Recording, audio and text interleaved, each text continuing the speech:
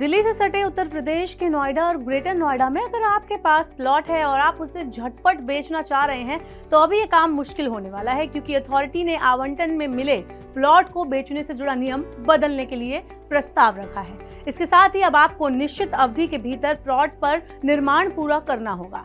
आइए जानते हैं कि अथॉरिटी के नए नियम क्या है और इसका आप पर क्या असर पड़ेगा। Hello and welcome to money 9, मैं हूं मीनू शर्मा। सबसे पहले नए बदलाव को समझ लेते हैं। नोएडा अथॉरिटी प्लॉट के आवंटन के 3 साल के अंदर उसकी बिक्री पर रोक लगाने जा रही है। यानी कि अगर नोएडा या ग्रेटर नोएडा क्षेत्र में आपको अथॉरिटी की तरफ से इस साल प्लॉट का आवंटन हुआ है तो आप 2027 से पहले वो प्लॉट नहीं बेच पाएंगे। यह नियम सिर्फ प्लॉट की बिक्री के लिए ही नहीं, अगर आप इस प्लॉट को किसी दूसरे के नाम पर ट्रांसफर भी करना चाह रहे हैं तो भी आपको इसकी अनुमति अगले 3 साल तक नहीं मिलेगी।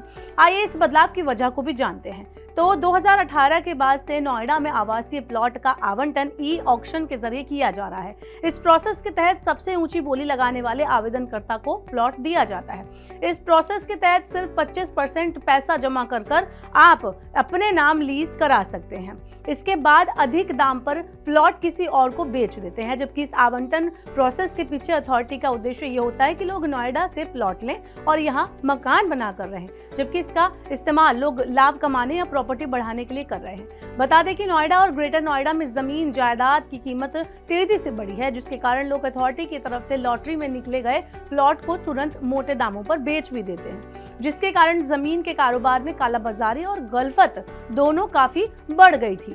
आपको बता दें कि इस खरीद फरोख्त के कारण प्राइस एप्रिसिएशन भी मनमानी दरों पर हो रहा था। इसे देखते हुए नोएडा एवं ग्रेटर नोएडा में आवंटित प्लॉट की बिक्री पर 3 साल की बंदिश लगाई गई है।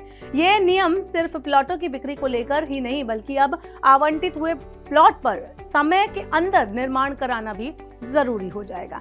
अथॉरिटी के नियमों के अनुसार प्लॉट हासिल करने वाले को प्लॉट प्राप्त होने के 3 साल के अंदर ग्राउंड कवरेज का 50% निर्माण कराना होगा। अगर वो प्लॉट को खाली छोड़ देता है तब 3 साल के बाद भी अगर इस प्लॉट पर वो कुछ भी नहीं बनाता है तो वो इसको नहीं बेच सकेगा। अथॉरिटी ने बोर्ड के सामने प्रस्ताव दिया है कि आवंटित क्षेत्रफल का न्यूनतम 40 वर्ग मीटर या फिर ज्यादातर ग्राउंडेड कवरेज का 50% जो भी ज्यादा हो उस पर निर्माण कार्य कराया जाए। तो अगर आपने भी नोएडा अथॉरिटी की तरफ से प्लॉट खरीदा है या आप खरीदने की सोच रहे हैं तो आप ये जरूर ध्यान रखिएगा कि उसको खरीदने के बाद आप उसको 3 साल के बाद ही बेच पाएंगे, उसके अंदर नहीं बेच पाएंगे। और अगर आपने उसका 40% निर्माण नहीं कराया तो आप इसको 3 साल भी नहीं बेच पाएंगे।